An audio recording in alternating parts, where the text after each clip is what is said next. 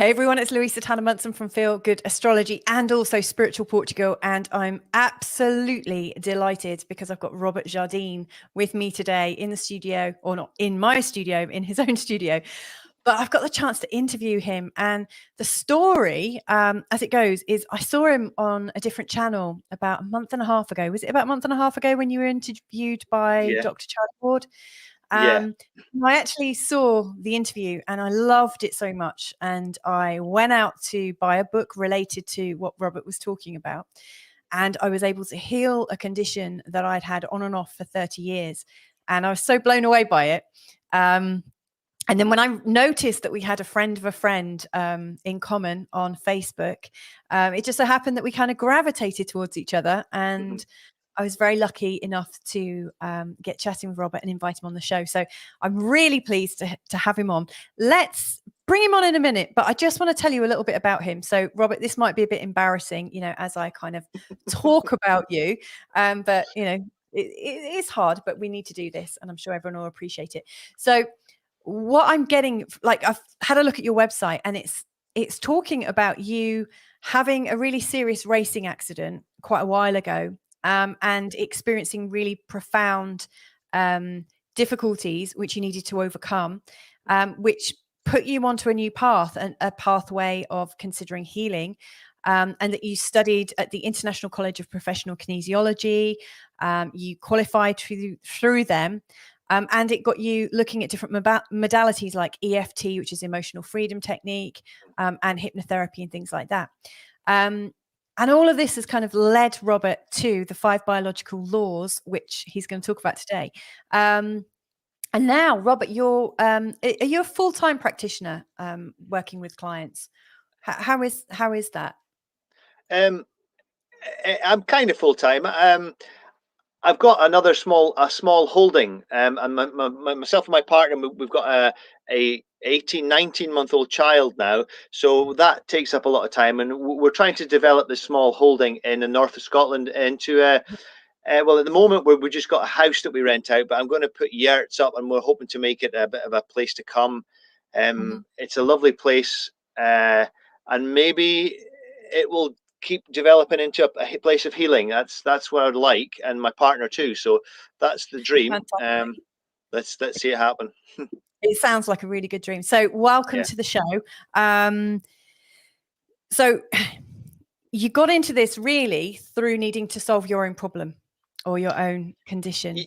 Yeah, I found myself unconscious for over 2 weeks. And then by the time I got out of hospital and the rest of my body patched up, I had a bit of a long trek. It was a long time ago that though, but it was a long trek of self-questioning and self assessing my life and things, and coming to terms with changes that have to happen after a significant head injury. So you get your head around that, and then you start looking for answers that sort of led me on to. I initially got accepted to study osteopathy, but in that year that I had before I went to the European School of Osteopathy, I discovered kinesiology, and I thought, I actually prefer this. I'm not sure if I just want to be clicking backs the rest of my life. So I got into that, and then I went as an advanced studies in Auckland in New Zealand, and I met a guy who helped me heal my sister who had rheumatoid arthritis, and she had it really bad, and she was really inflamed, and her joints were deforming, and her life was really falling around her, so I was just told about Dr. Hammer, and I followed up on that advice. And back in 2007, there wasn't that much available in English on him, but I found something that I read a couple of times, and I thought, right, this sounds really. This guy joins the dots. He's really joined. He's given us cause and effect, and all the points in between. So I went with that, and literally I had basically one sort of conversation, one pivotal conversation with my sister, and she started to recover from that condition, and she recovered really quickly. she was on heavy medication at the time, so she stopped her methotrexate and her other anti-inflammatory drugs, and literally within a month, she had blood tests and they were back to normal again. So that to me was like, I saw it. I was lucky enough to actually experience the healing power of German new medicine. Wow. Since then I've taught it. I've tried to, I've done lots of shows recently, and people find it really difficult to get, because it's so different, and people just are so attached to the old idea of the germ theory, and that there's always like something wrong when we have a symptom, even like rheumatoid arthritis, if something's wrong.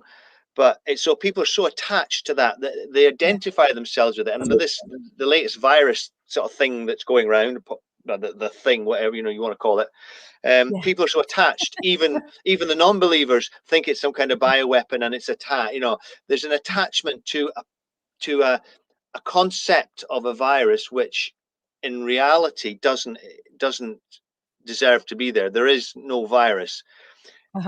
But when I sort of it's such a big step, so I'm hoping that this conversation we're going to have, Louisa, today is going to help people make that step, because it's like when you make that step, when you start to see the wood for the trees, the whole world opens up, and you suddenly have an opportunity to make profound changes in your own well-being and the well-being of the people that you care for.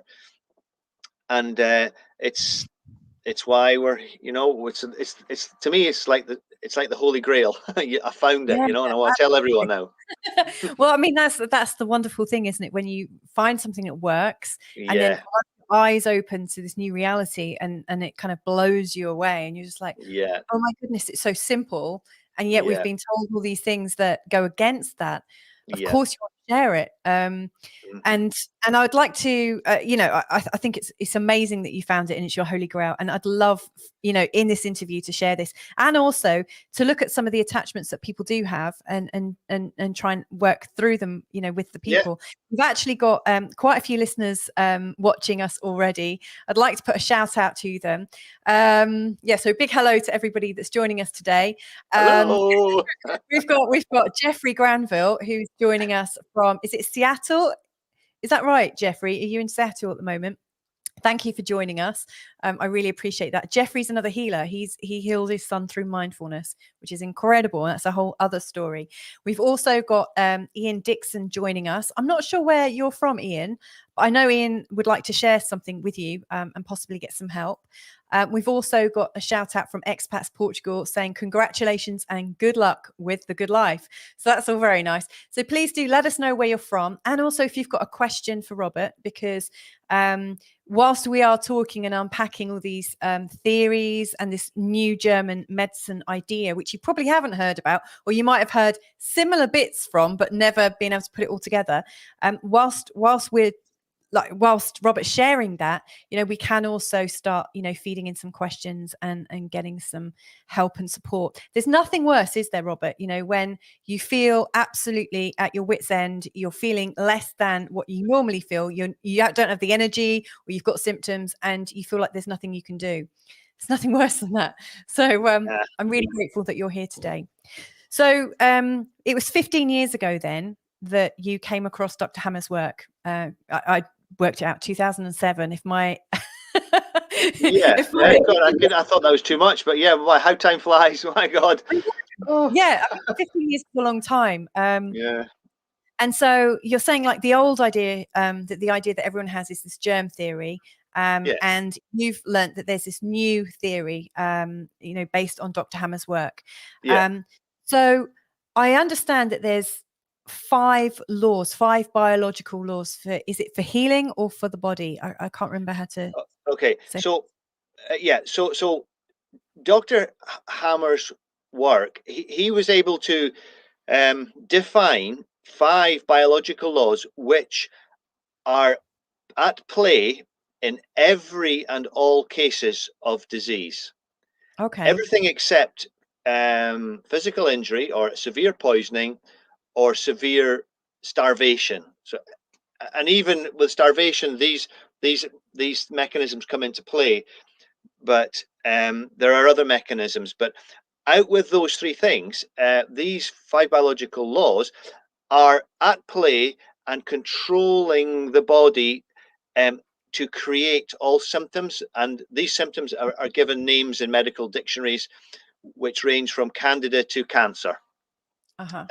Okay, so his laws really just tell us what the body's doing and why.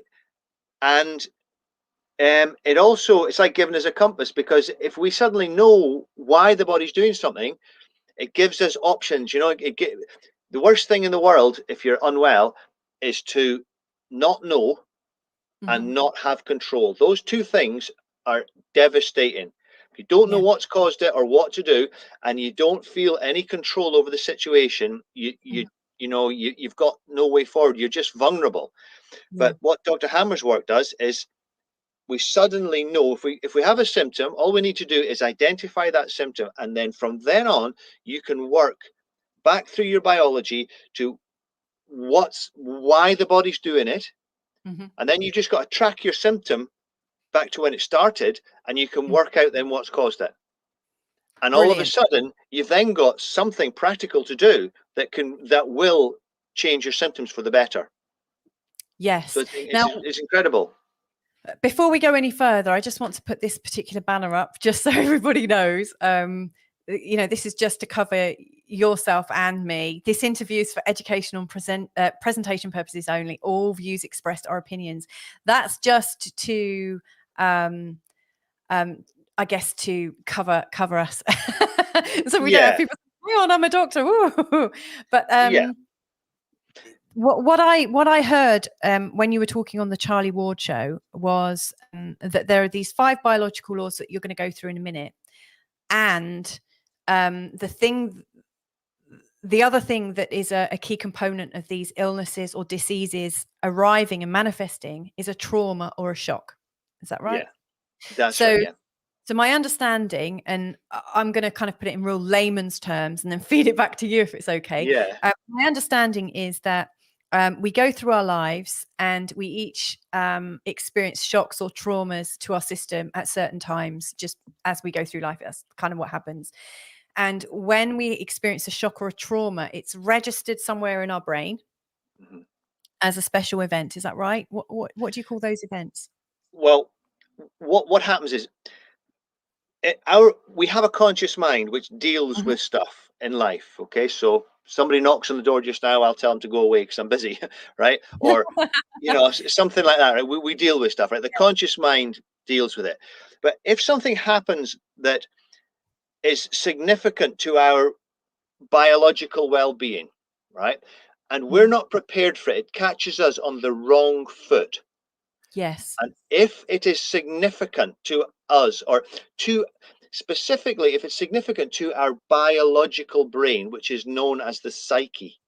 So if the psyche feels that this event, which was totally unexpected by the conscious mind, it's kind of slipped completely past the conscious mind, and the biological brain or the psyche absorbs that shock, and in that instant of a second, the psyche gives it sort of judges the theme of that shock from the sensory inputs that we have from our senses. Yep. And it creates a reaction in a certain part of the brain, which starts an adaptive process in an effort to cope with that shock that's arrived in your life. So it's like instantly the biological brain, it's like a goalkeeper sitting for a penalty, right? And the goalkeeper's like the conscious mind, and all of a sudden his mate speaks to him, right? And he looks around at his friend, and then the ball comes right at him, and he's just got no time. It's just like he's left on the wrong foot, and he misses that. He doesn't catch it. So the ball hits the back of the net. Poof, and it's the back of the net is the psyche. It just catches that shock. And in that instant, the psyche decides what it thinks that shock is, and it starts a biological adaptive process to help us biologically cope with what it thought that shock was in that moment. Right. Excellent. Right. So it's just like an instant action. It takes like fractions of a second to do it. And when it does it, if you do a CT scan of somebody's brain, you can see the part of the brain that the psyche processed the shock in. It's like a almost invisibly faint ring in the brain. It takes ages to tune your eyes into seeing these things, but when you see them, you can't not see them. And it's like this very, very infinitely fine little ring in a certain brain relay, because our brain is made up of hundreds of relays, and each one is programmed with this survival reaction. So when the psyche goes, let's say it's an indigestible anger issue, bang, all of a sudden that little ring formation will appear in the brainstem. And from that moment on, your brainstem, your psyche, and your biology are linked to that issue. They're literally linked to that issue, and that issue controls your biology through your brain. That's incredible. Yeah. So I tell you, for example, so then we don't look at, so then you say you've got inflammatory bowel disorder. You think, oh, my diet, or is it instead of, it stops you looking at all these things, because all of a sudden, that that part of your bowel is linked to a life issue. So the job is to find the issue and fix it. Yes. It's that simple. And everything else is just a process that helps us get there. But that is really the bottom line with almost every disease. Yes. Well, I mean, there's a whole bunch of people who have said for a really long time that our emotions create disease. In fact, I've got absolutely a ton of books behind me about it. Yeah. I could just grab I don't even know which one to pick, but I've got a few. But hearing that, they all kind of resonate in the brain, or they start in the brain, and you can track them and then work them out, is really useful.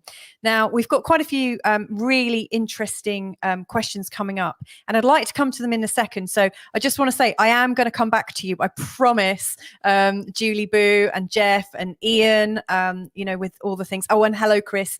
So we've got people from we got mainly guys actually at the moment, and we've got Julie, but we've got people from all over. So we've got them in the UK, in Portugal, Washington, Seattle. It's awesome. This is already reaching people around the world. But what I'm really keen to just quickly ask you are what are these shocks, and how do they manifest? Because you're saying indigestible anger issues or survival issues. I wouldn't mind getting a little short list of all the different types of issues that might come up, because and I'm happy to share from my own experience. I've had a lifetime of at least 30 years of difficult urine infections that either sometimes show up as an infection, sometimes they don't. I can be crippled with them. I've been in hospital twice with pyelonephritis or kidney disease, or kidney infection, sorry. And when I read the book that I've sort of found on Amazon, thanks to your prompting on the Dr. Charlie Ward show, it was saying it was a territorial survival issue. Yeah. And when I looked at, I mean, I've used homeopathy to clear them in the past, and it's mainly worked, but not always worked. It's not always got to the base of it. But from a homeopathy perspective, and from me talking with my homeopathic doctor, he was saying, well, you're really pissed off, and that's why you've got open with urine. Let's use Staphysagria and let's clear it that way. And a lot of these books would say you're really pissed off, but you have to think, why was I pissed off? And if indeed it was a territory or survival issue, which I now believe it is, because it's now disappeared and I haven't had a single bit of it at all. Now I'm thinking, whoa, it goes deeper than the emotion. It goes back to the brain. Yeah. Well, the final law that Dr. Hammer was able to prove without exception, and bearing in mind that in his portfolio when he died, I believe that there was approaching 50,000 cases in it, and each of those cases were more than likely complex. So there might have been one symptom or two symptoms or more.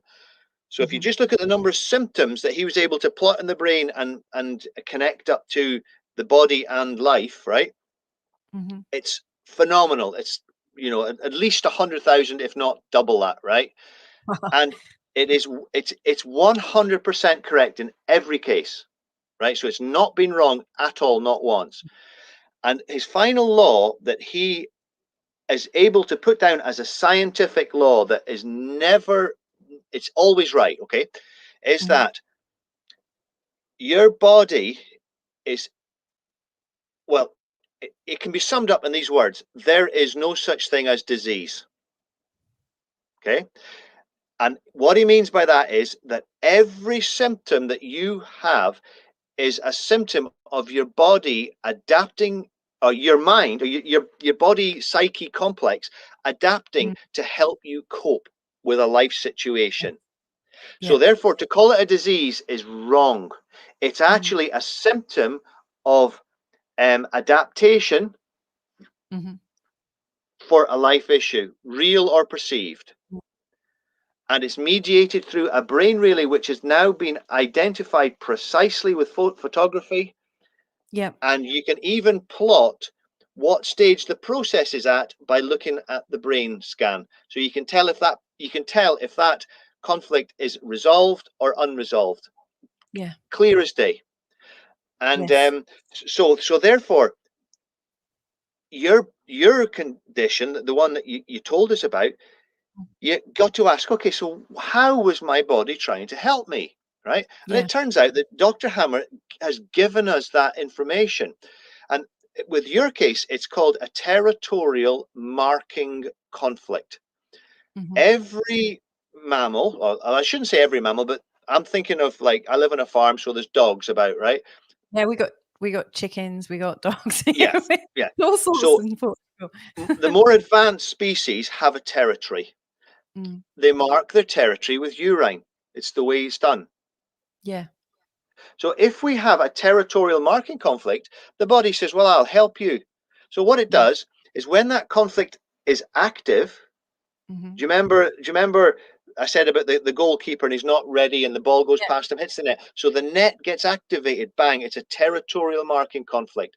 So the body says, I'm going to help you mark your territory. To do that, it wants to widen all the tubes, is that the right word, that the urine passes through from the kidneys to when you actually leave it on the ground behind you, right? So all those tubes start to widen, and the way it widens it is that the tissue that lines these tubes ulcerates out. So it's a type of tissue called squamous cell tissue. So the squamous cells, like, disappear and make the urethra wider, more able to mark your territory. That's the objective of your body, is trying to help you mark your territory. And that's when what that mammals goes do. When that conflict goes into resolution, either temporarily, with you it would have been temporarily, you get inflammation. And that is your that's your inflammatory disorder, right? That's what it is. So while you were suffering was the healing effects of a territorial marking conflict. Yes, and it's interesting because as I explained to you on the telephone, it resolved after I made love to my husband on several occasions. So I noticed that, when I was feeling very relaxed and we'd had a good chat and we made love, like you do, and then boom, next morning, I was in agony, hot sweats, and everything. And the funny thing is, since I've realized what was going on, and use timeline therapy on myself to get to the point of it. What I've noticed is I'm not experiencing, because I have had some territorial things happen since. I've had quite a few actually going on, and yet this hasn't happened. But what has happened is, when I feel a territory thing come up, I sit with myself, think it through, and I get sweat. So it's like my body, and I don't know if that is what happens, but I almost kind of burn it out. That's how it feels. I don't know if that's what is going on, but it feels like I'm processing things in real time, or not having to do the behaviors that were going on before. Yeah, It could well be. I couldn't really comment on that. The tissue involved with the UTI is it wouldn't naturally cause a sweating, but there might be, it's the psyche. It's invisible, right? And when that Yeah. ball goes past our conscious mind, right, it can hit one part of the net, or it can hit 4 or 5, and you don't know, you don't really know all the stuff that's going on in your body unless you had a CT scan and you got it interpreted. Then you could know for definite. But Yes. the thing is, it's all trying to help you. And my attitude is, well, then let's help us. Let's just sort the problem out for it, because that's what Dr. Hammer did. He just sorted the problem out, and lo and behold, people just got better. Yes. So some of these other survival issues, like presumably, like lots of people have these issues all the time, like they lose a job or they lose a home or they break down in their relationships. Are these the kinds of shocks that have the potential to cause illness? And if so, how would they manifest or likely manifest? Yeah, well, any shock that creates a symptom, all shocks are not equal, right? And it's these what we call biological shocks. Now they have qualities. The quality of a biological shock is it is completely by surprise, as shocks are, right? B, it affects us somewhat deeply. It's important to us. It's not a minor thing. And C is that we suffer it with a sense of isolation. I mean, we can be sitting with people, but it's something. It's like the shock can't be dissipated into the group. It's sort of, it hits you. It's got a significance for you that enables that shock to penetrate, and the body then tries to adapt itself to help you with that issue that's arrived in your life. So it's difficult. You can't really prepare for them. But what the power of German new medicine is that when you get them, you get a symptom. That is your body telling you what shock it had. Yeah. And then if you look at when you got the symptom, well, then it tells you, it can tell you when the shock happened, or you might need to do one more calculation prior to that to find out when the shock happened. Because most diseases, like your urinary tract infection, that is not when the shock happened. That's when it first goes into healing. So that's a healing symptom. So if you go looking for a shock every time you get a UTI, you're never going to find the issue. But if you go into looking at, so I have this infection after me and my partner really get together, and everything's great, the next morning I've got it. So that gives you a clue. That tells you, all right, so it's something to do with that, and that's the resolution of it every time. So you've got to go that extra step to find out what the issue is. Absolutely. Yeah. And obviously that happened before I met him as well. An 11-year relationship before that. And in actual fact, the whole thing started when I was living at home before I even had any relationships. So so your timeline therapy is the perfect tool. Yeah. You know that. Go on. Sorry. Well, just anything that, I mean, I always think the first place I ask people to do, right, is, I mean, as you know, you do hypnotherapy, right? We've got the conscious mind and we've got other levels of mind which is not conscious. Well, the first thing that I suggest people do is just to say, well, okay, I would like to know from my unconscious mind or my non-conscious mind, I'd like to slowly remember the event or the shock which is directly significant to this symptom. And I'm not going to sit and wait for it, but I'm just going to request with a loving kind of vibe in my request to my unconscious mind, hey, it'd be really nice if I could start remembering something about that sometime over the next couple of weeks. Just to ask that question to your own self, that I find it can be, things can just pop up into your mind that join the dots then. Excellent. I think that's a really great way of doing it. I love the fact that you're saying, doing it with a loving mind. Yeah. I think that is definitely a key. I'd like to just quickly go to the chat room and welcome people and acknowledge them, because we've got quite a lot going on there. So just to acknowledge, we've got Chris from Washington State, US. Love this topic, Chris. In these times. And actually, Chris, thank you for saying that in these times, because we are going to circle back round to all of this and have a good chinwag, because, you know, Robert mentioned that these shocks are more pertinent when there's a sense of isolation. Now, let's just have a think for a moment. What's been going on for the last 18 months? We've been shocked and we've also been isolated. So I'm sure at some level, this is going to have a massive knock-on effect. So I'm hoping we can talk about that right at the end, if that's all right. We've got Ian Dixon. So he is joining us. He was from the UK. He's now living in Portugal.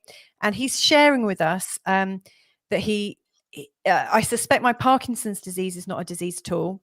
I outsurvived terminal cancer. 6 months prognosis was given to me in 2003. And you're experiencing some improvements.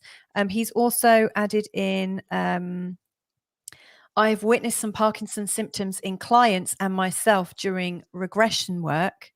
And then he's also added in, interesting, territorial. I've age-related need to pee at night often. After making love or some healing therapies, I go right through the night. In fact, I was actually going to say, in terms of the territorial marking urges that people have, could that also have something to do with incontinence as people get older and they feel less likely to defend their land, that their body starts peeing without them being able to control it, so that they're always marking? Because older, you know, when people, and I've had a little bit of this as well, you know, not age related, I'd say, but, you know, pregnancy related, you know, as you almost can't hold it in. Is this one of the body's ways of marking territory? No, I don't think so. I think that's to do with the urinary sphincters. I'm not exactly sure what the conflict for that is off the top of my head, but that will be another conflict if that's, if you know, the incontinence side of it, that will be related to the part of the brain which controls the smooth muscle, which is the midbrain. So it sits right on top of the brain stem. It's like a little cap on top of the brain stem, a little small part of the brain, and it controls the function of smooth muscles. So in your digestive system or and I think that sphincter is a smooth muscle on the outlet of the bladder. So that'll be a different conflict. And your man's Parkinson's he had, that's a different conflict as well. That's I think it's a feeling trapped conflict. So and what happens with Parkinson's is that we get stuck in a self-perpetuating loop, so that when every biological program has two halves to it, provided there's resolution.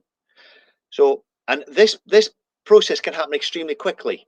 So it doesn't take days or hours. It can happen in under a second. So with the likes of the tremors with Parkinson's and that, sometimes the tremors can also be a trigger to having Parkinson's. So it kind of becomes, but the tremors are part of the momentary healing phase of that loop.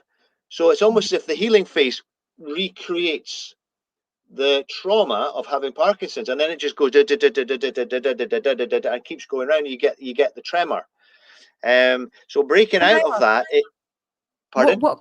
What conflict? Like what biological conflict? Feeling stuck. That will be a feeling stuck conflict. Right. Most conflicts relating to the striated muscles, and the striated muscles are the muscles we have conscious control over. So I'm moving my hand with striated muscles, right?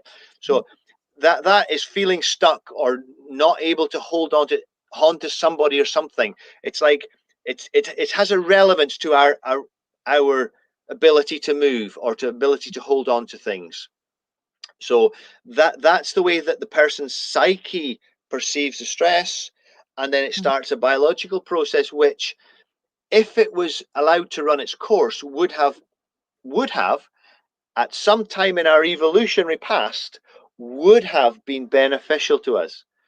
But now, as modern man, we're just left with this program in there which doesn't really help us. In fact, because we don't know about it, and we're kind of trained, you know, I don't know, there's not a nice word, but we're kind of groomed not to know about it, I would say, right? Then we misperceive a symptom like a tremor and we get frightened about it, which then traps us into a self-perpetuating feeling stuck, because you then start to feel stuck in the diagnosis. Oh, I've got Yeah. Parkinson's. Oh, that doesn't sound very bad. Yeah. Right. So Yeah. then more muscle relays get involved, because this all happens within the motor cortex, which is in the brain about there. So the motor cortex, just in front of the frontal cortex, you get the motor cortex. So then the more we feel stuck in this diagnosis, the more motor relays get involved, and then with Parkinson's and MS, it spreads. And the constant healing, going in and out of conflict activity, and then conflict and healing, starts to I think scarification on the axons, and therefore you start to see this sclerotic plaque or something they call it, which they sort of diagnose as a cause, but it's not that at all. That's just an inevitable consequence of this loop. It's like a record that just gets stuck and stuck and stuck and keeps going back and back and back. So, and funnily enough, Ian Dixon shared with us, feeling trapped was the cause of my cancer.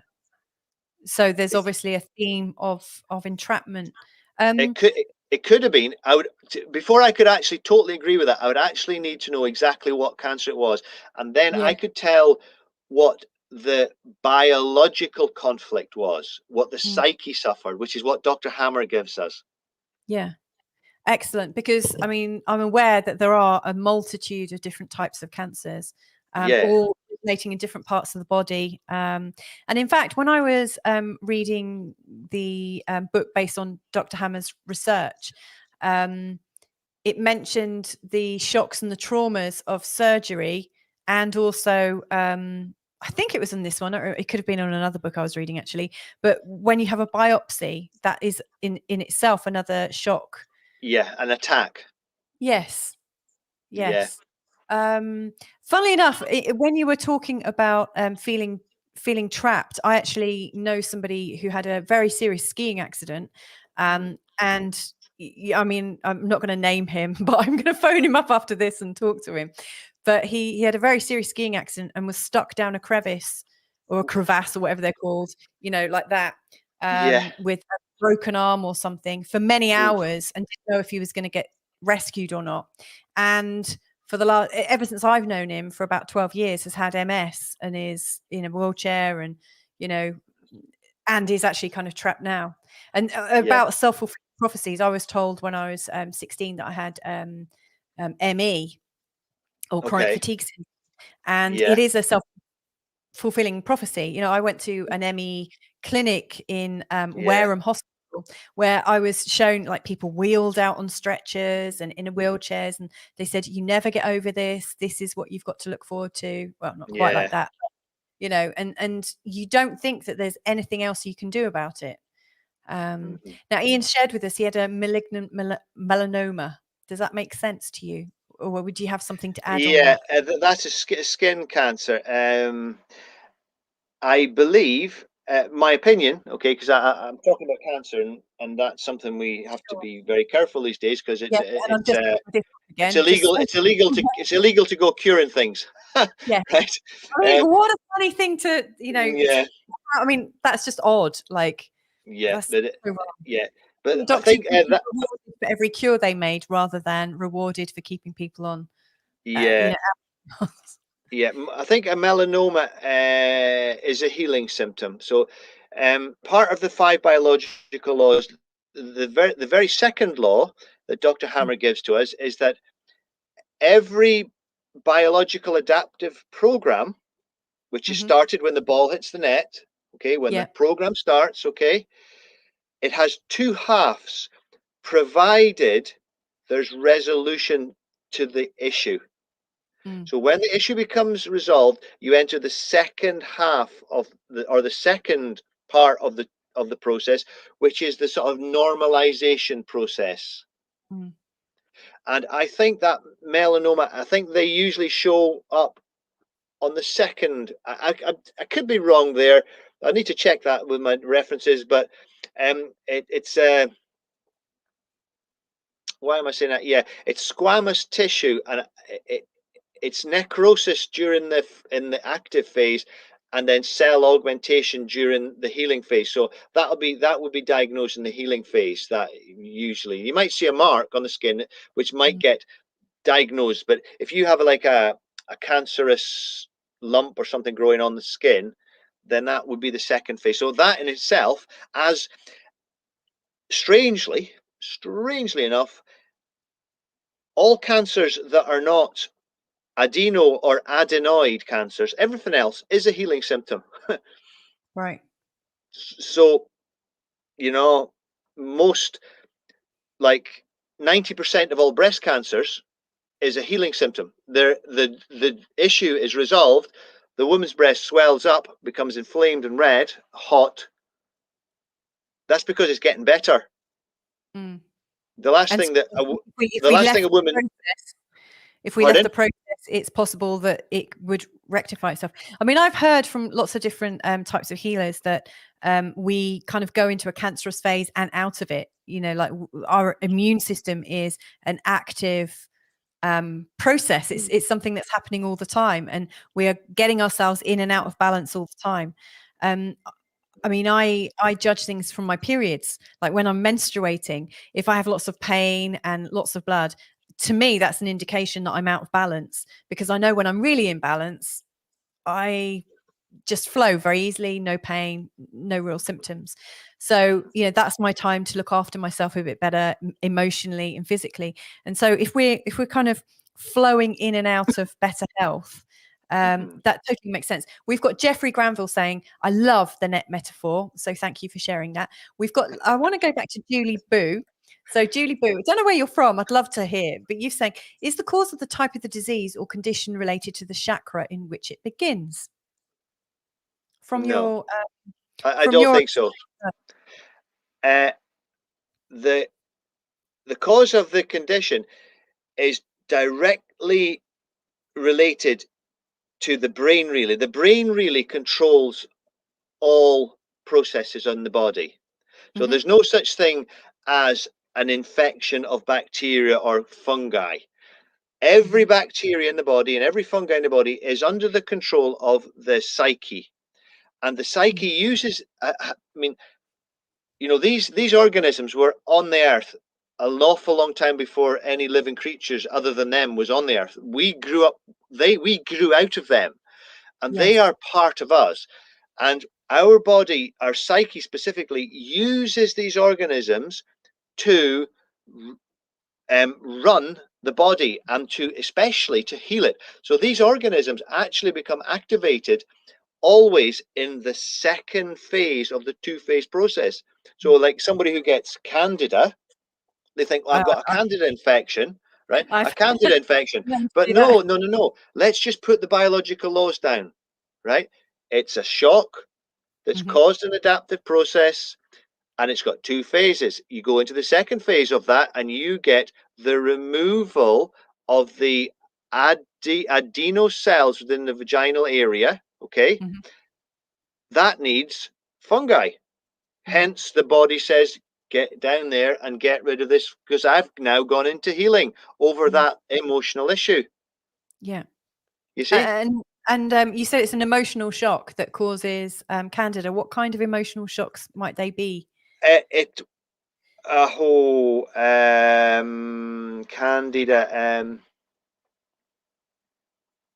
Because like when I look at these books behind me, they talk about candida as being very much about sort of like self-hatred or destructive thoughts. I think the tissue involved.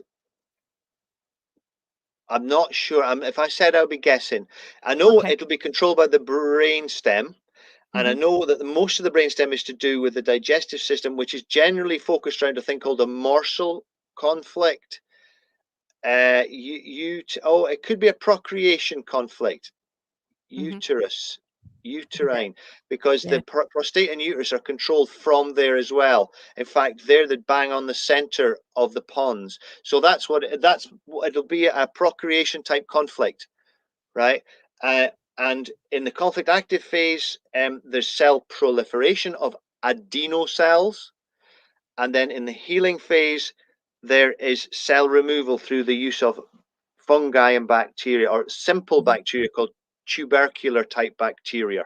So it's always simple bacteria or fungi work with the tissue, which is controlled by the brainstem and the cerebellum.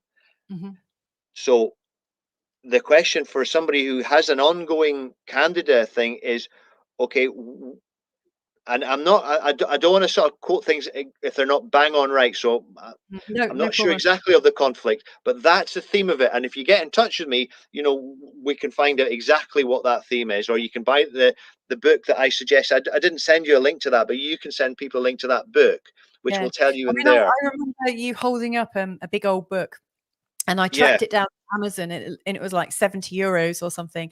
And I was thinking, oh, well, I'm not sure about that. So I bought a slightly less expensive. There were like 5 or 6. So like the 5 biological laws and skin disorders, 5 biological laws and bone and structural and things like that.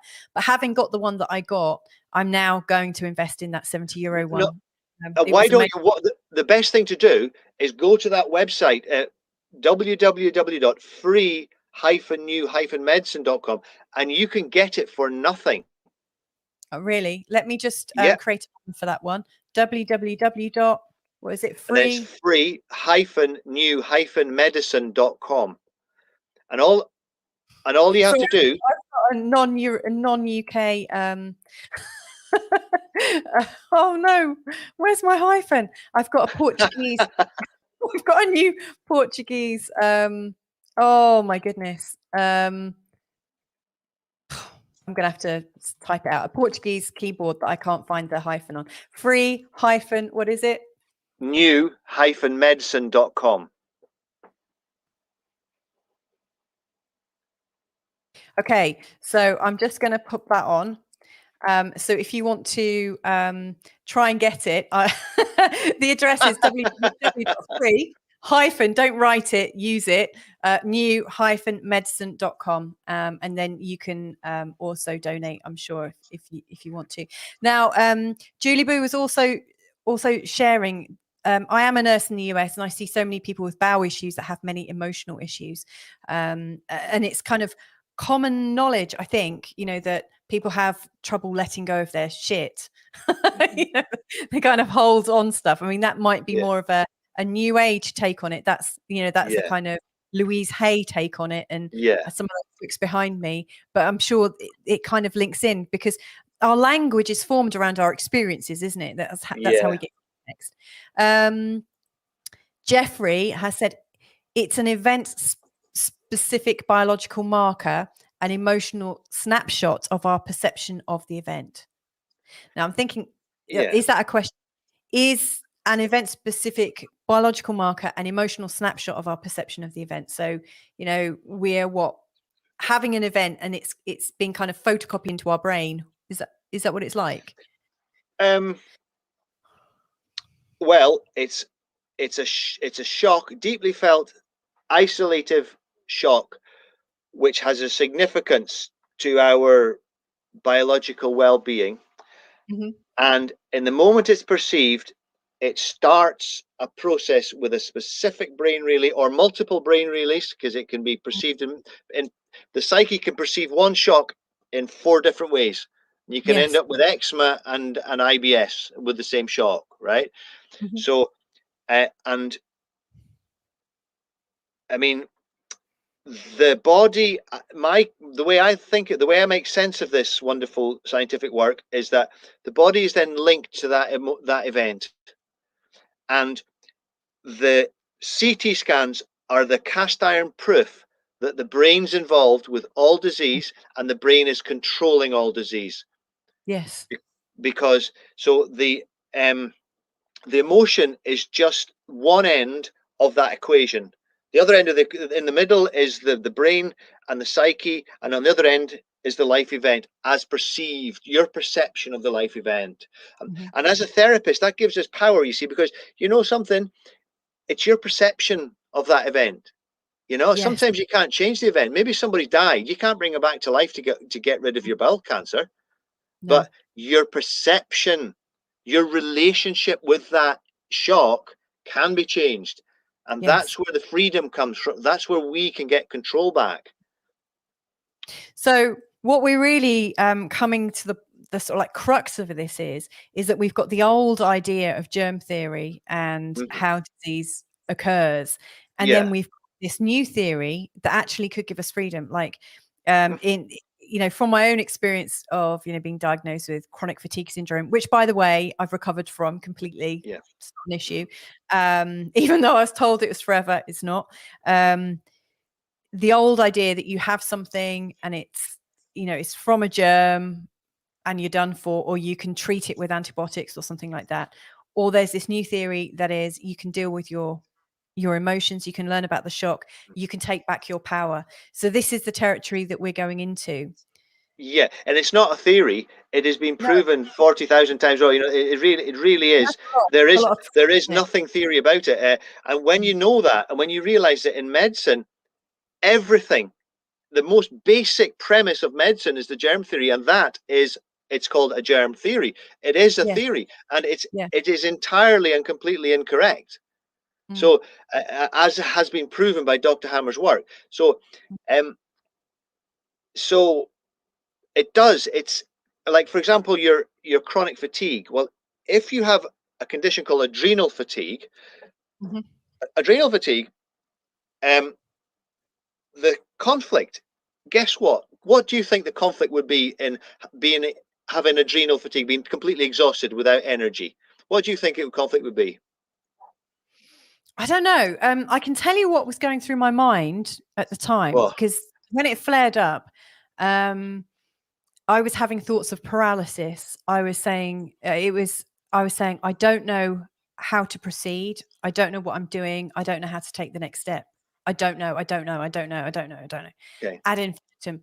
And it was just, I just didn't know what to do. Didn't know how to proceed. And then boom, I manifest something. So what's the... Okay. What does German medicine say about that? I'll tell you what the reason that life has created this within us, this potential is. The reason that life has given us this is that if you're a pack animal, okay, and you go too far in the wrong direction, you're in big danger. Yeah. Right? So the body says it wants to collapse you down on the ground to make you exhausted so you can stop and think, hang on, I shouldn't be here. I'm going in the wrong direction. I'm going in the wrong direction, right? So as soon as you turn your life around and go in the right direction, the adrenal fatigue fixes as quick as it came. And at the end of that fixing, your adrenal gland will actually have some extra adrenal tissue in it. Okay, so that's amazing. There is a reason. That's why Dr. Hammer was able to say that there is no disease. Chronic fatigue, or call it whatever you get diagnosed with, right, has a reason. And it's basically we're going in the wrong direction. So the body says, stop, for heaven's sake. So whatever direction you were going in, whether it was a conscious thought direction that you're just worrying yourself into heavens knows what, or whether it was a life direction or a relationship or a job, in some element of your life, you were totally going in the wrong direction, and your body just says, whoa, stop, take stock, look around, go in the right direction. And as soon as you do, totally resonates, because that was teenage years, heading towards a Monday to Friday 9 to 5, and my body was saying, that is not for you. That's right. What, like, there has to be something. Like, why was I knew that wasn't a situation that was going to work for me. I knew it was going to make me unhealthy, and I was thinking, well, what else do I do? The only thing that's really sold to people at that, like 30 years ago, was 9 to 5, Monday to Friday. It's about making my own rules. That was how I got over it, but I'm sure other people have different ways in and out. Sheena's has sent us in a lovely message. I'm guessing she's related to you. Hi, Sheena. She's a good friend of mine. Yeah, she is related to me. Yeah. Robert has so much knowledge and helped me so much with skin rashes, separation issues. That's interesting, because I know lots of people with skin issues, and other things. Once you see how disease works, you cannot unsee it. It becomes obvious. Priceless knowledge. Yeah, thank you, Sheena. Yeah, and It's true. It's a way of living. You know, when you get the 5 biological laws and you learn them enough, right? It takes a little bit of study to get the details in there, but all of a sudden you're just like a walking problem solver. You understand. Oh, I've got athlete's foot. Okay, what's that? Or I've got whatever, or my friend's got this. So you can say, oh, you can suddenly start to put the symptoms together into an answer, and then we are empowered. And there's about 7.5 billion people on the planet right now who need to be empowered. Yeah, definitely. We've getting quite a few comments in the chat room, so I just want to go back to them, and then I'd like to talk about like the solutions, because I think this is where we're heading. Now people realize that there's an option. Let's talk about how we move forward with it. So where are we? So Julie Boo's just shared with us, she's from Florida, so we've reached a few different parts of the states. That's amazing. Thanks, Julie Boo. I'd love to know how you found us as well today, but I don't want to ask too much of you.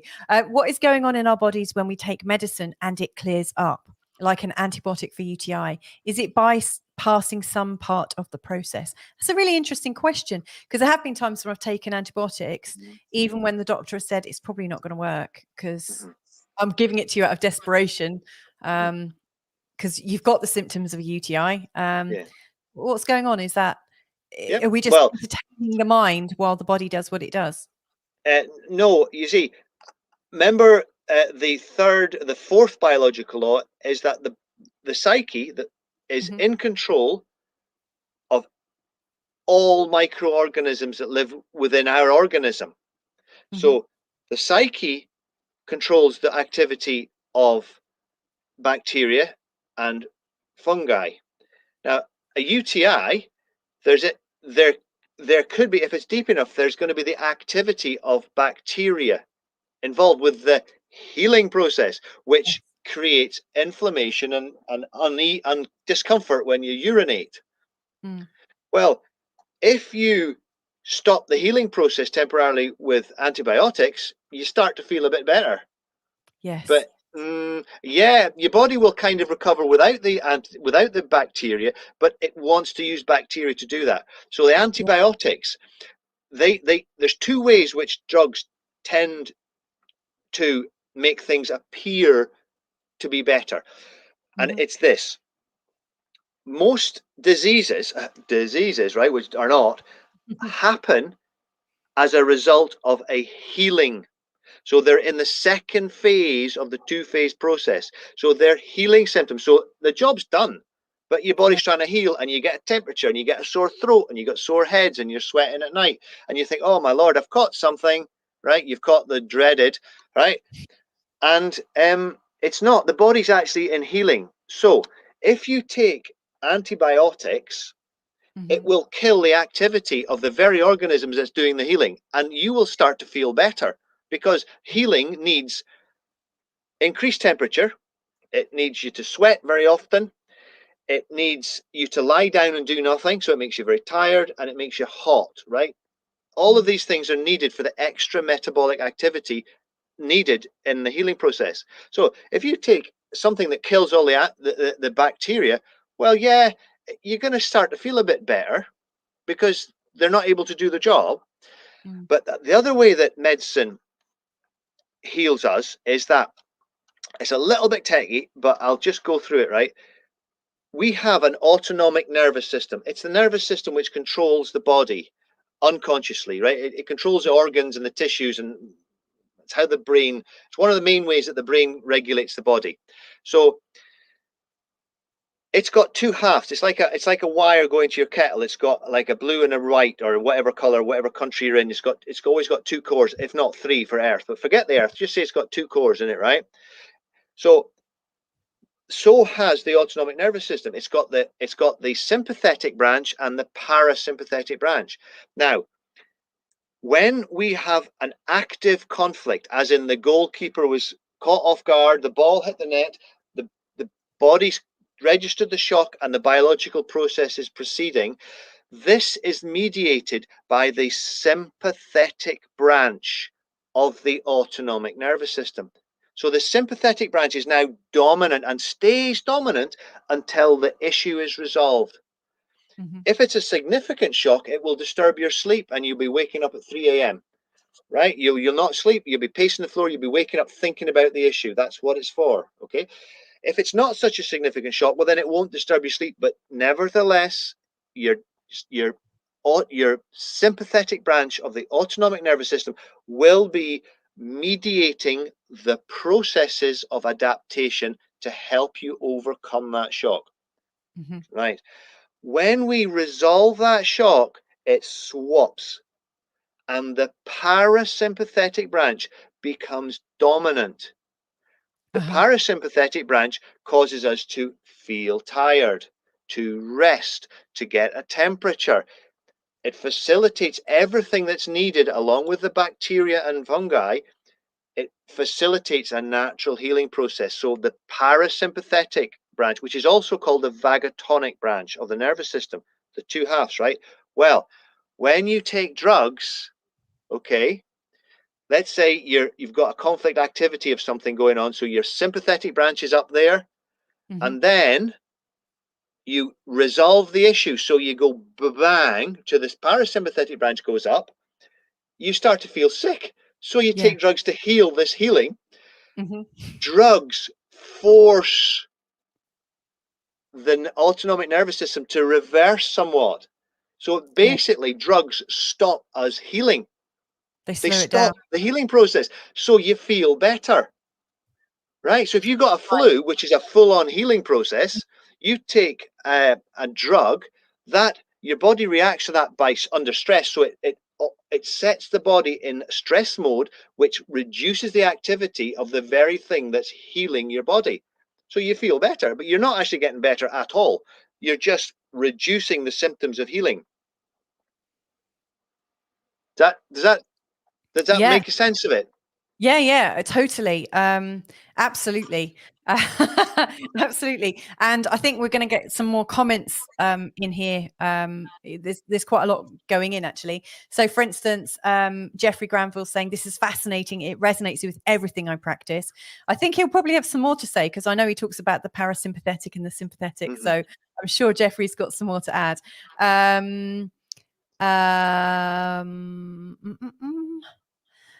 Ian is also saying, oh, how does therapy work? Ian, we'll come back to that one, because I think we'll do that towards the end.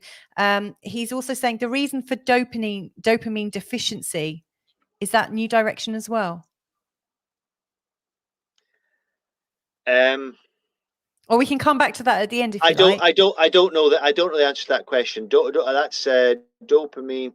No, you see, that started to get into the detail. You're looking at a symptom there, dopamine deficiency, right? Think big, right? What's causing it? If you have some imbalance that's happening with your hormones in your brain, right, or any other thing, there's a reason. So just think big. When did it start? Right. Then you have to think, is it a healing symptom or is it a conflict active symptom? If it's a healing symptom, you got to think, okay, it started when the conflict went to resolution. Whereas if it's like an adenocancer, then that started as soon as you took the shock. That's when it started to grow. That instant, it started to grow that instant. So when you took the shock, so you're looking for the thing that caused it there. But apart from that slight sort of complication, just think big, I mean, and dopamine deficiency, I'm not terribly sure. It could be something to do with the anterior pituitary or something, but I would need to check that to be real. I know I'm going to be dead honest. I don't know everything. I just know what I know. I don't know about. Well, that makes you. I think that makes you very trustworthy, because there are lots of chances out there that say, "Oh, that's definitely because of such and such." So I like that. Thank you very much. And Ian, you can see on the screen it says www.robert- which I was able to actually write jardine.com. And what's your email address? Is it info@robertjardine.com? Yeah, info@. And there's if you go to the website, if you go to the website and you're interested in having some work done with me, then just fill in the form, and I get that form delivered to my inbox, and then we take it from there. Excellent. Thank you so much for that. So Julie Booth added some more in. I'm quite liking what she's sharing with us. I love it. So if you remember, she said, I am a nurse in the US and I see so many people with bowel issues that have many emotional problems. Now, if we go down,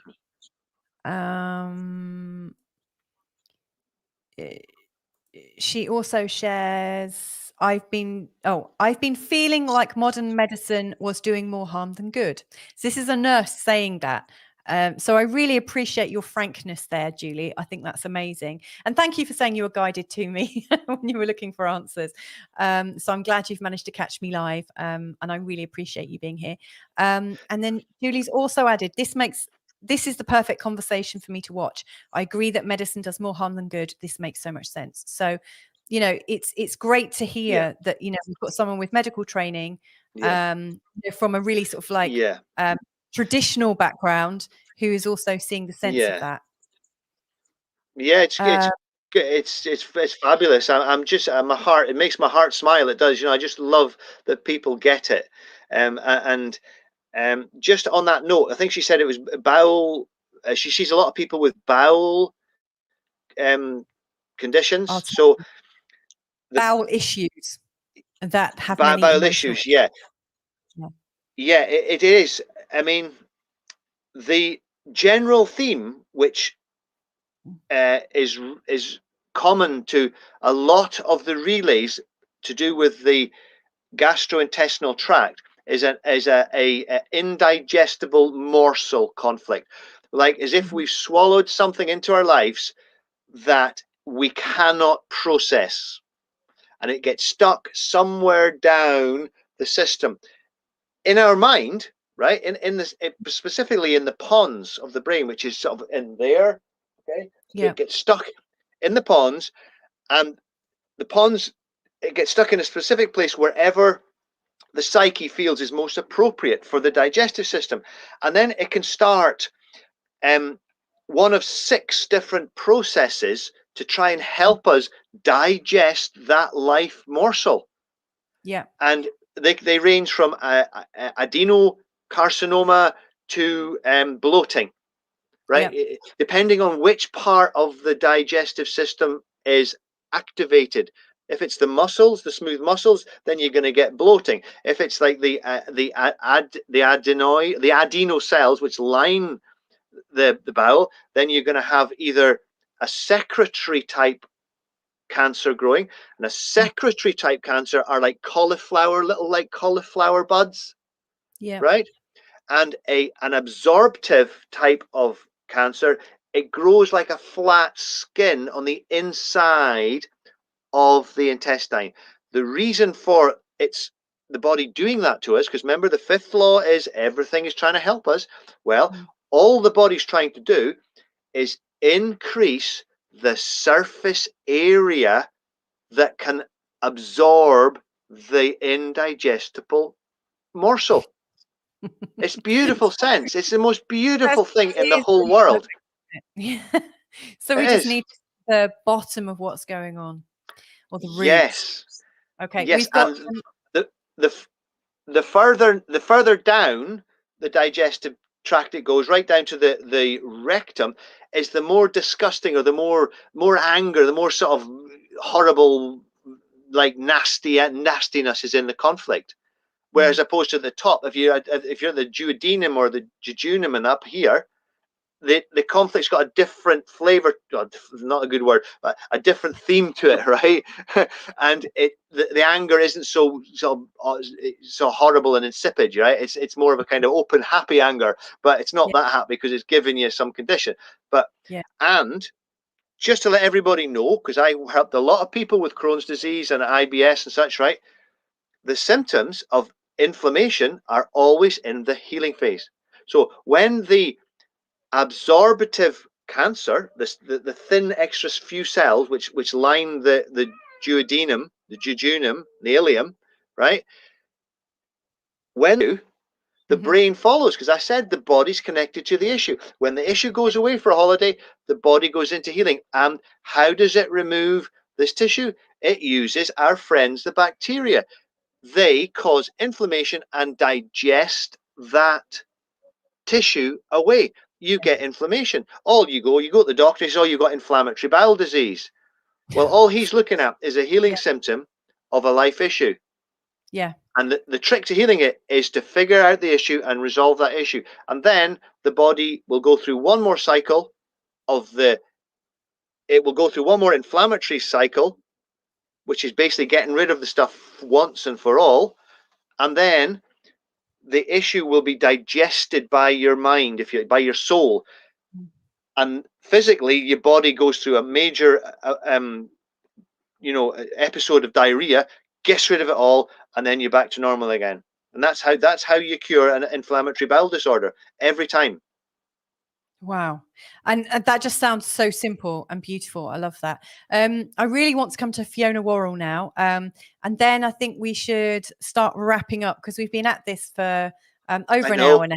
And I love the fact you've been giving so beautifully. So if we can talk with Fiona and then just recap quickly about the laws and the conflict and what you think might happen because of what we've been going through for these last 18 months. Is that okay with you, Robert? Yeah, totally. Yeah, absolutely. Yeah. Okay. So Fiona has said, not sure if you will see the questions on Facebook. I see you now. So sorry about that. Does this include genetic disease? One of my diseases is polycystic kidney disease. Another is hyperthyroidism. I also have chronic fatigue diagnoses. Though I rarely suffer any symptoms anymore, I've been incredibly unwell in the past. The only medication I take is for the thyroid. The idea of being on it for life is unpleasant. Well, I mean, okay, so there's a few things in that question, right? Yeah. Firstly, genetic diseases. I believe, from my understanding of Dr. Hammer's work, and I'm only me, right? And I've done as much research as I can. I've got time to do, right? Genetic diseases are very, very rare. Most diseases, like for example, people might say Down syndrome, or what they call Mongolism, for example, is a genetic disease. Well, Dr. Hammer has proven that it's not. Right? Right. And in fact, Mongolism is caused by the hearing centers in our brain. So the hearing centers are under the brain, at the bottom of the brain, and the base of the brain there. And if we have a hearing or a noise conflict, it will cause the symptoms which get given that name. And it can be rectified if the conflict is found and resolved. So even so-called genetic diseases, like my sister's rheumatoid arthritis, I mean, that's not genetic, but it was supposedly inherited, right? Yeah. Whereas all she inherited was the tendency to worry the way she did. Yeah. And that could have been a learned thing. Maybe she didn't even inherit that. But so genetic disease, I'm kind of not so hot on them. Most diseases are caused by this process. Polycystic kidney, I'm not, that's cysts on the kidney, I think. I'm not exactly sure what that is, but if it is, then that is caused definitely by this process I've explained to you today. Hypothyroidism is most definitely caused by that, and it's caused the thyroid glands in the throat. And during this phase of our evolution, when we needed to be so quick to catch a morsel or so quick to excrete a morsel out of our gullet, because we had a common gullet where the food went in and out when we were finished digesting it, in and out, the thyroid is programmed to respond that way. So in life, if we're too slow to catch the morsel in life, maybe the boyfriend, maybe the job, who knows what it is, right? Or maybe you're too slow to get rid of the morsel, like the boyfriend or the job, then the thyroid gets activated, and it goes through two phases. In the first, when the conflict's active, you have cell proliferation, which makes more thyroid tissue, which makes you quicker at grabbing the morsel or quicker at getting rid of it, right? Yeah. And when that goes into resolution, we have the activity of our friends, the bacteria, who remove that thyroid. But what they do is they tend to remove about 102% of it. So every time you go through that cycle, you're losing 2%. Yeah. And over the years, you end up with an incurable loss of the thyroid tissue. So there's no way out of that. You've basically you've spent too long in the issue, and it's been going in and out of conflict activity, removing too much tissue each time. So you end up with a permanent deficit. And I found people have great success with desiccated thyroid with that. You can actually just get dried thyroid, and that seems to be a very okay way of coping with that disease. So there you go. That's my understanding of those conditions. Okay, so in terms of the polycystic kidney disease, is that related to what you were saying about the urine marking? No, no, no. I'm not sure exactly what it is, but by the name, there's cysts on it. So it's going to be It's going to be some other condition, and it will be covered by Dr. Hammer's work. It's just I'm not. I don't know every disease about it, well, but I can easily look it up. It's so if you buy that book, it'll tell you. Yeah, excellent. Thank you so much. And thank you, Fiona, for your question as well. I really appreciate that. Julie Boo has also put in, doctors prescribe medicine for everything, even when they know it's wrong. For example, someone who is obese just gets blood pressure medicine without much counseling on diet or exercise. So what we're moving towards really is this idea that real health isn't just looking at the body. It's about something very integrated. It's about everything. And it's interesting what you said about the tendency for hereditary illness, or the idea that we inherit these markers from our family and stuff. When I look astrologically with my clients, I often see family patterns, and so I can see family attitudes and family tendencies. But I'm also very aware of the idea of epigenetics, that you can turn something on by your attitude and your lifestyle, and you can also turn markers off as well. Fiona has also added in, so she just said, I'm so grateful for hearing your view on this. Funnily enough, both of these genetic conditions cannot be traced in any other family members. What's the likelihood of that? And I've never trusted what I was being told about these conditions. Yes, I've been looking at replacing my prescription with my desiccated thyroid. I fully appreciate you taking the time to give your opinion on this. Much love and thanks. Well, that's amazing. Thank you so much. You're welcome. You're welcome. And we've got another comment from Catherine, and then I think we should probably start wrapping up. And just recapping. So Catherine Connon, who's living in Portugal, has shared with us, in my experience, a trauma before the age of 7 can be very significant and sometimes would be the precursor of serious illness in adulthood. During treatment, different parts of the brain react. So Catherine is also a healer. So that's, from her position as a healer. Right. Thank you so much, everybody, for all your questions. Feel free to keep adding comments in. And, as we get to the end, I will share some. But for now, I'd just like to quickly recap what Robert has very generously been running through. So the 5 biological laws, then, they've come up quite a few times. But can we just quickly do them in a nutshell? So what's the first in a nutshell, okay. Everything starts with a shock. Okay, so that's rule number 1. That's rule 1. Rule number 2: when that shock starts, when that biological shock is activated, it starts a biological adaptive process, right? It has 2 halves. The body adapts as best it can to help you cope with that shock, or with the shock situation. It's kind of a shock which starts a situation, it starts an issue that never gets resolved, right? So your body adapts to help you cope with it in a practical biological way. And so some of those you've described, sorry to interrupt, some of those that you've described are like for an indigestible anger issue, your body inflames or swells up, your digestive tract to help you process things more easily. Or in the territorial marker thing, my urethra or ureta, however you pronounce it, gets bigger to allow me to mark my territory. So are they always related to a mammalian process? I think I've lost you. Oh no, are you still there?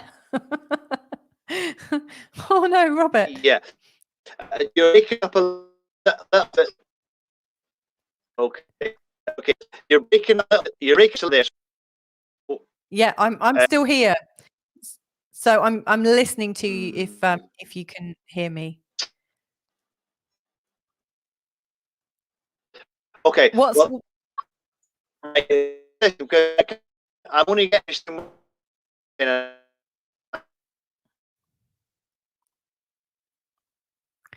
Oh dear. Can you hear me, Robert? Oh no. I tell you what, maybe Robert will join me in a second, who knows. But if you can still hear me, I'm really, really grateful for, oh, he's gone. I'm really, really grateful for all of your comments and stuff today. So just to recap on what Robert has shared is that there's 5 biological laws. The first one is that every disease starts with some form of shock. The second one is that there's this biological adaptive process that your body is going through because of the shock. So it's to help you process the kind of shock that you're going through. I can't remember what number 3 is, or 4 or 5, but I know that one of them, I might be in the right or wrong order, but one of them is that when you start healing the effects of the shock, then you get the symptoms. So as you're going into the biological adaptive process, Hey! I was just trying to read back from memory. I was just trying to do like 3, 4, and 5 from memory. So Right. what's number 3? I'm so pleased you're back. So the third biological law is, to sum it up, is this: depending on the content of the shock, will depend on whereabouts in the brain the relay is activated, right? Yep. And from that point, it governs what type of adaptive process happens in the body. For example, if it's in the brainstem, you will have cell augmentation, and it will be adenocells. Whereas if it's in the neocortex, right, you will have squamous cell necrosis when the conflict's active. So, and they're pretty much all like that. I mean, the motor cortex is different, but the general theme is that. So if you look at the brain scan, you instantly know, right, if it's in the neocortex, right, in the very newest part of the brain, and it's conflict active, then you've got squamous, you're going to have cell removal. There'll be some kind of ulceration process going on. And then when that goes into healing, you have the opposite of that. Yeah. So the whereabouts in the brain determines the biological process that then manifests in the body. So that's the third law. The fourth law is this, right? And really important is that this: every germ, every so-called germ, like funguses and bacteria, are actually controlled and used by our psyche to help us heal. Wow. Yes. Okay, that's So massive, right? Like get rid of everything in our body. We've been taught to wash our hands Everyone. and them. Viruses, right? The viruses, okay, viruses. Well, they are purely hypothetical. There has never been any study done where they isolate a virus and then take that virus in its isolated form and transfer the disease to a non-symptomatic person. Yes. That has never been done. And the reason it's never been done is because it can never be done. Because every disease has been plotted in the brain and it's nothing to do with viruses. So, they just, even if they do exist, they do no harm because they do not cause any diseases. Right? So that's the fourth law. And the fifth law, the quintessence, as Dr. Hammer called it, is this: that we can understand every disease as being an adaptive, helpful program when we look at it from the perspective of the evolutionary stage that it developed within us. Right.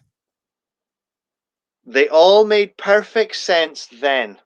Yes. Well, isn't that like that's also like our insecurities and fears and our emotional programming, because if something happens, like, you know, what Catherine Conan was sharing, you know, like if you have something happens, you know, when you're 1 or something, and it's quite serious, you may well develop a fear from it. And, you know, it might not be relevant when you're 40 to have a 1-year-old fear in your brain, but you can see why it's happened, and you've just taken it with you. And when you process it from an adult perspective, you probably let it go. Yeah. And another thought just occurred to me as you're saying that, is that emotions are part of this process, because when we experience that shock, it's like two things happen in an up. Well, it's like the shock happens, bang, right, and you get the two things. The motion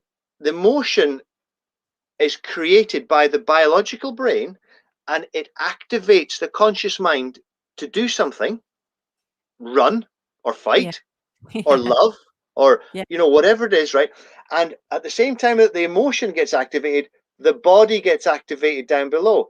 So you got this bang, and they both happen at the same time, bang, like that. And we become aware of the emotion. The emotion is to prompt us to take action to resolve the shock. So even emotions have a purpose, you know. And sometimes healing the emotion's great, but also, so some modalities, you know, just focus on healing the emotion, but it's good to heal the issue which is causing the emotion more than just healing the emotion. And one last thing I've got to say is that nature knows best, right? It's trying to help us, and it's our ignorance that is frustrating its efforts, right? That's why we get chronic conditions, because we don't resolve the issues.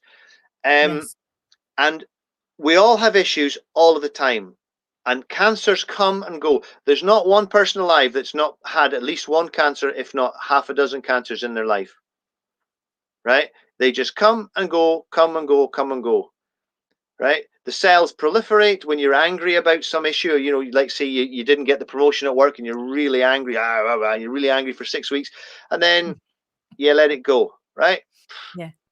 Right, that's okay, because you could well have had a biological process coming and going in that time, and that's okay. It's really, you've got to learn the 5 laws to stop yourself worrying about diagnosis shocks. That's the main thing, right?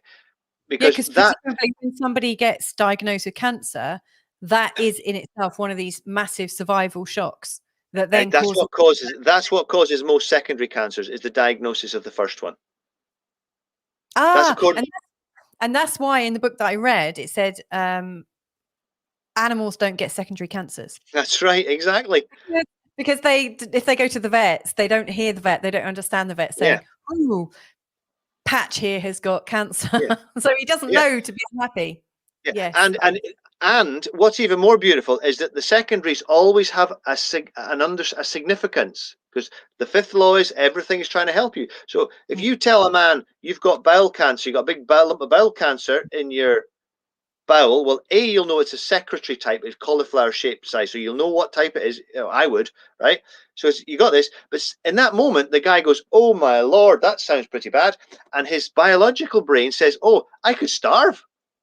So it's going to cause liver cancer to help you, to create more liver, to help you digest more goodness out of the food, because it thinks, well, not much is going to get past this bowel cancer, so I'll need a bit of liver cancer to up my absorption, or my metabolism of the food I am getting.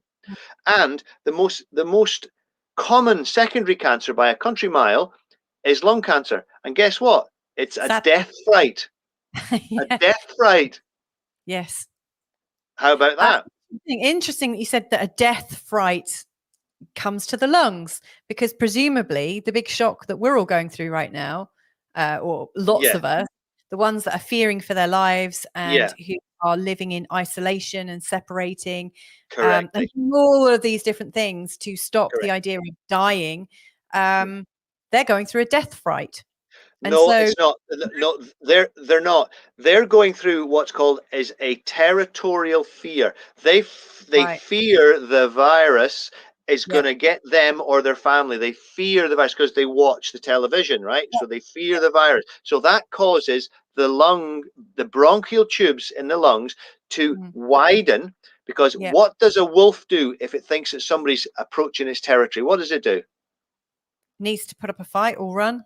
Fight. No, it No. barks. It Oh, okay. howls and It howls barks. to You shout, tell someone right? to go. That's right. That's the first line of attack. You scream and shout to frighten the predator away. So to scream and shout, you need to widen the bronchial tubes in order to expel more air through the vocal cords to make more noise. Makes you protect your territory better. So that's what's happening. We're frightened of this virus. So we have ulceration of the bronchial tubes, and we isolate ourselves. So the kidneys close up, bang, bang, and we store water. That's what causes kidney disease. Yeah. Isolation, right? Or existence conflict as well. So the kidneys close up, the lungs are ulcerating, and then when the lungs go temporarily into healing, the inflammation kicks off, right? The fluid floods to the lungs and you drown. And that's exactly what's going on. So in my opinion, the two worst things you could ever do is believe a single word that came out of the television and isolate yourself from anybody, especially your pack, your Yeah. family, your mates. Those two things are a base, in my opinion, a death sentence. So this, and I don't say that lightly. I say that because I can prove, it's a factual, it's a logical chain of thought that comes to that decision with me, because I understand how the body works through Dr. Hammer's work. Yeah. And it's just amazing. It's sorry, for anyone that's listening still, because we've still got quite a few viewers, and it's amazing and I love it. And I'm so grateful to you for joining us today. But if you want to look up Dr. Hammer's work, it's not Hammer double M, it's HAMER. And it's look up for, it's called German New Medicine. So that's what it's also called Germanische Heilkunde, which I don't know how to spell that. It's the same thing, right? German New Medicine. Yeah, GNM, German New Medicine. So you look up that, and there's a lot of information on Facebook. There's loads of groups. You just put in Dr. Hammer and you'll get stuff coming up. And obviously anything that's been tainted with the objectives of the disease industry is going to be very derogatory, or it's going to try and prove and make him sound like he's a madman. But the thing was, right, his hypothesis that he put forward in 1981 and has never been proven or disproven it's never been proven, it's never been disproven. They just basically went into panic when they saw that he's actually proved what makes people ill, and it's got nothing to do with germs. And what they did then was just shut him down. They tried to kill him. He's 3 or 4 attempts in his life, and he was in prison a few times, but he was a survivor, and he managed to rock on till he was about 82 or 83, and he died in exile, as a matter of fact, a broken man in exile, because he couldn't go back into Europe, because the European people, I don't know what you call them, the vested interest in Europe, made it so that he could never go back to Europe while he was alive. But the thing was, his hypothesis has never been disproven. And he actually took freedom of information. He actually took the university to court and won the case in 1986, I think it was. And there was a court order put on the university to actually prove or disprove his thesis, and they still refused until 2006, where under much pressure from, I believe it was the German government, the European law was changed to enable the university to refuse to test his thesis for some reason. Now that makes no sense, because surely if somebody has come in with an answer, anyone that's interested in healthcare would say, sounds like a long shot, but let's give it a go. Yeah, but it depends where you got your money invested. Exactly. Well, I think that's amazing, and I really thank you for your time. Last comment here. Ian Dixon is saying this ties in with regression therapies like psychotherapy, and so other therapies that we could use to get to the core of things. What would you say, Robert? Well, your timeline therapy is fantastic. Counseling, when I work with people, the first thing I do is the symptoms is the truth, that your body never lies, right? So the symptoms are the one thing that you can definitely say is true. Whether the one lady said that there might be trauma in childhood which affects later life. That's kind of true. That trauma can set us up for the next trauma, but there's always a trauma at the start of the disease, which isn't a disease, the adaptive process, right? So anything that can, anything that can get you to that place of resolving the issue, with the one caveat, and it's something that people have to be responsible with, and that is that not all diseases should be healed, because the healing process, I'll let you into a little secret that I want everybody to know. Heart attacks are a healing symptom. Yeah. And they kill us. So you want to avoid healing something that's going to give you a catastrophic heart attack. Yeah. Right? There are some other conditions as well, diabetes and such. To get through the healing curve of a diabetes conflict takes a little bit of help sometimes, depending on how bad diabetic you are. But definitely the one to watch out for, things like angina and coronary necrosis of the coronary muscles and such. These sometimes a condition, like Dr. Hammer eventually said through his own work, he said, sometimes there are conflicts that we're best to die with, because if we heal them, the healing is too traumatic for our body. And another interesting thing that he discovered was all death starts in the brain first. So if you see somebody who dies of a heart attack, the heart's nothing to do with them dying. They die because the relay in the brain almost explodes under the pressure of the fluid. So death happens in the brain, and then the heart stops. Heart attacks have got absolutely nothing to do with the heart. Well, not true, but the heart doesn't cause them. Heart attacks are caused by the brain relays, and there's three: one there, and one there. Wow. Or two up the top. They're close together. This one affects the coronary artery. This one so you get coronary artery related heart attack. This one is you get pulmonary embolisms here, and then you get the myocardial infarction up here in the motor cortex. All completely seen on the CT scan. You cannot deny it when you see it. So I have no idea why medicine refuses to see it. But what I'm saying is, as a therapist, if I'm speaking to therapists out there, please learn stuff before you start sort of randomly healing people of stuff, because sometimes the healing symptoms can be really traumatic. Yeah. And that's a very good comment. Yeah. Yeah.